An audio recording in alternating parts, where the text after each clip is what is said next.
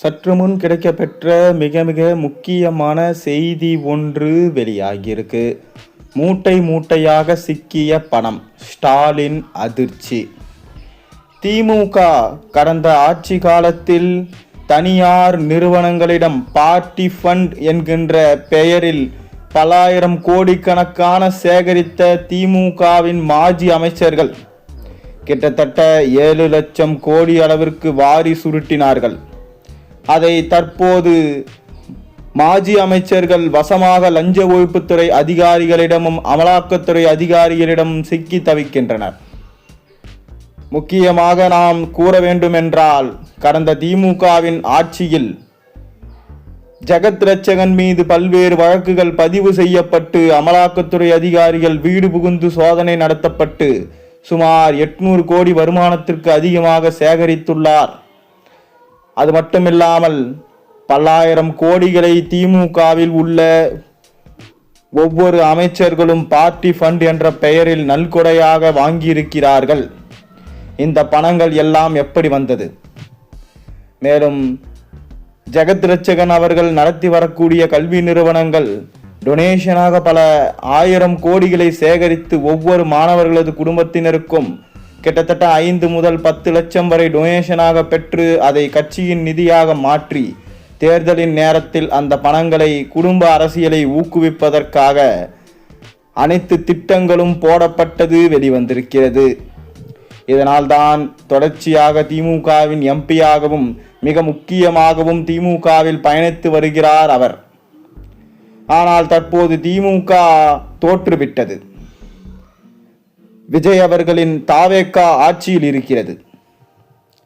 மேலும் விஜய் அவர்கள் நடத்திய அனைத்து சோதனைகளிலும் இதுவரை தமிழக அரசு கஜானாவில் முழுமையாக சேராத வரிப்பணங்கள் அனைத்தும் இன்னும் 24 மணி நேரத்திற்குள் அனைத்தும் டேபிளில் வர வேண்டும் என்பதை முதல்வர் விஜய் அவர்கள் உத்தரவை பிறப்பித்திருந்தார். மேலும் திமுகவின் எம்பி ஜெகத் ரட்சகன் அவரது ஃபைல்ஸ் தான் முதலில் வந்துள்ளது.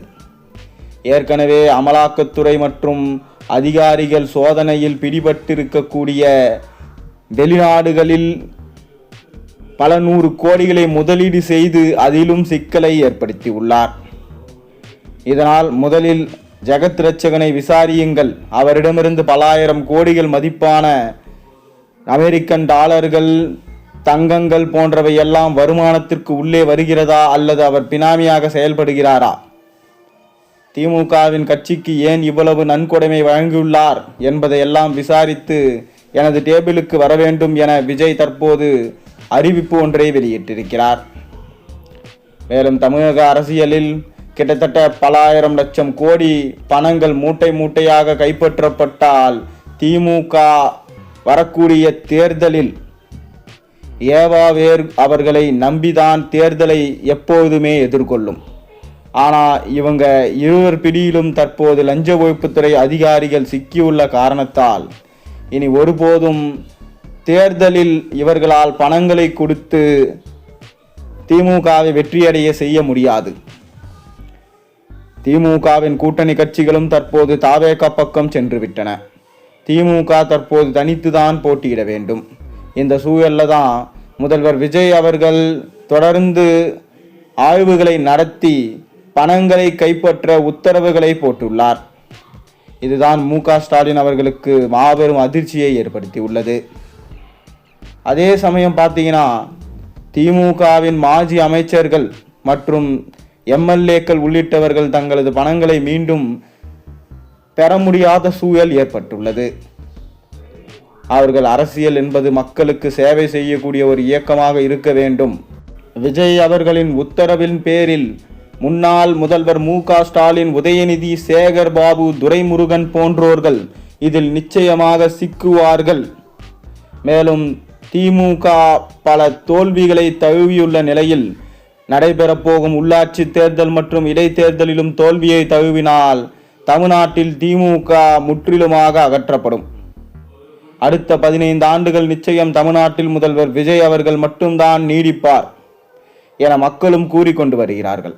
இதே போன்ற அரசியல் களத்தில் உடனடியாக சோதனைகள் மக்களின் ஒவ்வொரு ரூபாயும் தவறாக பதுக்கி வைக்கக்கூடிய கும்பல்கள் மீது நடவடிக்கை எடுப்பது முதல்வர் விஜய் அவர்களுக்கு மக்கள் பாராட்டுகளை வாரி வழங்கி கொண்டிருக்கிறார்கள். இத்தனை வருடங்களாக மு.க.ஸ்டாலின் அவர்கள் மக்களின் வரி பணங்களை சுரட்டி அதை தன்னுடைய சொந்த பணமாக கோபாலபுர இல்லத்தில் சேர்த்து வைத்திருந்தார். ஆனால் தற்போது தமிழக மக்கள் அவர்கள் வரி பணத்தை திருடியதற்காக விஜய் அவர்கள் திமுகவை இப்படிப்பட்ட நெருக்கடியில் சிக்க வைத்துள்ளார்.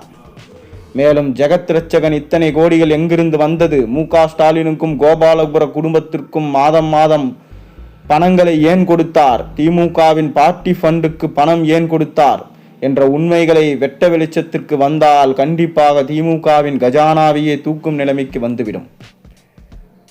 மேலும் அதிகாரப்பூர்வமாக கைது நடவடிக்கையும் மேற்கொள்ளப்படும். இது திமுகவின் ஒட்டுமொத்தமாக வளர்ச்சிக்கு பெரிய பாதிப்பாக அமையும். மேலும் உதயநிதி அவர்களிடம்தான் அடுத்த எதிர்கால திமுக இருக்கும் என ஸ்டாலின் நம்பிக்கொண்டிருக்கிறார். அதை தற்போது விஜய் அவர்கள் உடைக்க திட்டமிட்டிருக்கிறார். மேலும் மரியா வில்சன் கூறியது போல பட்ஜெட்டில் உதயநிதி ஸ்டாலின் அவர்கள் செய்த ஊழல் அனைத்தையும் பட்டியலிட்டு வந்துகிறாராம். அதை பட்ஜெட் வெளியிடும் போது கண்டிப்பாக பெரும் சிக்கலாக உதயநிதிக்கு அவர் வெளியிடப் போகும் அந்த அறிக்கை இருக்கும் என சொல்லப்படுகிறது. ஆகஸ்ட் 5 எதிர்க்கட்சி தலைவர் உதயநிதி ஸ்டாலின் அவர்களின் கதை முடிய போகுது.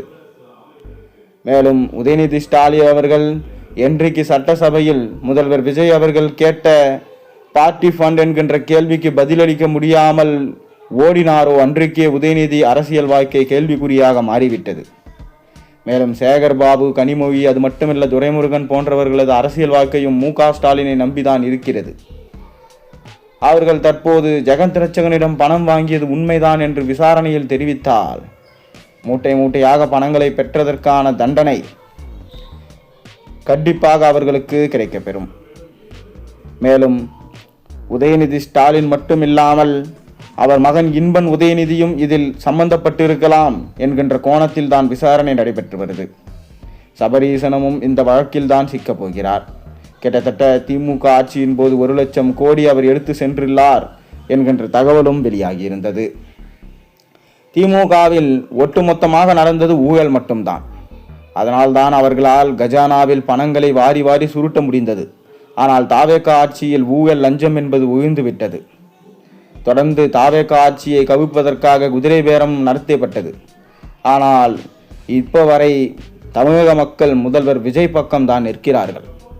கண்டிப்பாக இந்த ஊழல் அனைத்தும் செய்தது திமுகவின் கஜானா பிடிபட்டால், மூட்டை மூட்டையாக பணங்கள் கண்டுபிடிக்கப்பட்டால் ஸ்டாலின் மற்றும் உதயநிதி ஸ்டாலினுக்கு எம்மாதிரியான தண்டனைகளை வழங்கலாம் என்பதை நீங்கள் கமெண்ட் வாயிலாக தெரிவித்து கொள்ளுங்கள். அது மட்டுமில்லாமல் இது போன்ற அரசியல் விஷயங்களை நீங்கள் தெரிஞ்சுக்க மறக்காமல் சேனலுக்கு சப்ஸ்கிரைப் பண்ணுங்கள், லைக் பண்ணுங்கள், ஹைப் பண்ணுங்கள்.